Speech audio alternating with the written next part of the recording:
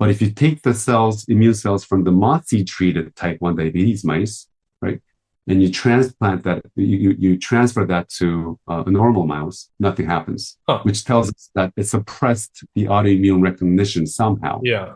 And it turns out that it has to do with something called regulatory T cells. So the T cells that actually regulate the autoimmunity. So if your antibody or if your T cells recognize your own self, these Treg cells will typically come and say, no, that's you, don't attack. Yeah. Those cells were much more involved. Got an animal model, a mouse model. They will develop autoimmune diabetes, type 1 diabetes. Their immune cells will attack their pancreas and destroy their insulin producing cells. If you give those mice MOTS-c, exogenous MOTS-c, it prevents the development of that autoimmune diabetes.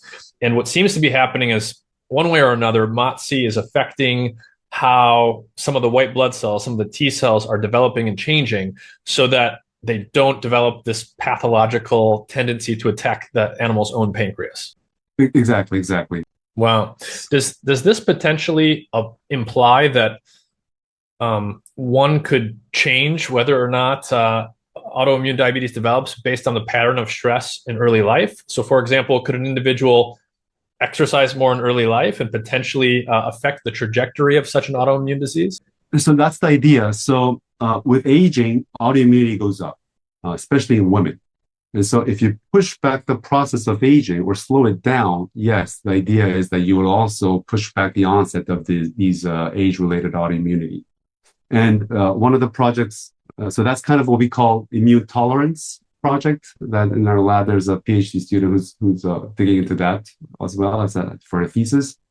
What MOTS seems to be doing is to, again, provide the flavor to these macrophages when they're deciding whether or not to activate things. But what we found in the paper, we showed in the paper, was the way that it does it is by shifting the way the macrophages mature. So if you rewind a little bit, macrophages, there are two types. They're the tissue resident ones that come from a different lineage. And there's the monocyte-derived macrophages that come from your hematopoietic stem cells, like other immune cells, right? When the monocytes differentiate into macrophages, it's taking cues from all over. For example, is this an infection or is this an exercise-induced repair that we need to do? Muscle shearing, that's what happens after you exercise. The immune response is very dramatic and it's required for muscle building. But that's more of a repair kind of macrophage that needs to clear out the debris of the broken down muscles. Yeah. Signal repair.